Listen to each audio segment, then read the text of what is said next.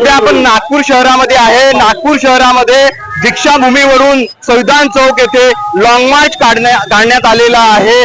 दृश्यांमध्ये आपण बघू शकतो वर्गीकरणाच्या विरोधामध्ये, शासनाच्या या निर्णयाच्या विरोधामध्ये संपूर्ण राष्ट्राचे नागरिक असो सर्वांनी या ठिकाणी निषेध नोंदण्याकरिता वर्गीकरणाचा या ठिकाणी मोर्चा काढलेला आहे। दृश्यांमध्ये आपण बघू शकतो साठे असो, छत्रपती शिवाजी महाराज असो किंवा शाहू महाराज असो यांचे फोटो सुद्धा हातामध्ये घेऊन, तिरंगा झेंडा घेऊन, वेगवेगळ्या झेंडे घेऊन या ठिकाणी संविधान चौकामध्ये दाखल होत आहे।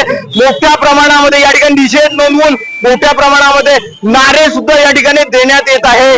आपण बघू शकतो गवारी चौकामध्ये या ठिकाणून लॉंग मार्च निघत आहे। मोठ्या प्रमाणामध्ये या ठिकाणी आपण पोलीस बंदोबस्त सुद्धा दिसून येत आहे। आपण सामील झालेले आहे। काय सांगते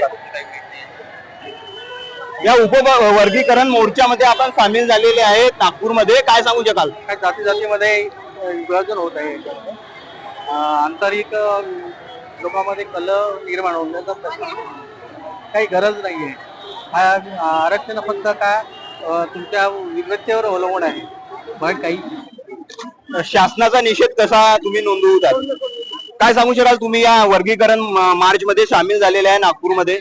सर, हे वर्गीकरण नाही झालं पाहिजे, कारण की आपल्या जनतेने खूप म्हणजे आरक्षणासाठी किती म्हणजे आधीपासून दुःख सोसलेले आहे। बाबासाहेबांनी आम्हाला किती हे करून म्हणजे स्वतःच्या जीवाचा काळा करून आपल्यासाठी हे आरक्षण आणलेले। आज हे सरकार मनुवाद्याचे सरकार आपल्यासाठी अनपेक्षित प्रमाणे काय काय म्हणजे आपल्याला यातना देऊन हे उपवर्गीकरण आणण्याचा प्रयत्न करत आहे। छत्रपती शाहू महाराजांनी सर्वांना आरक्षण दिलेलं आहे, याकडे आपण कसे पाहता?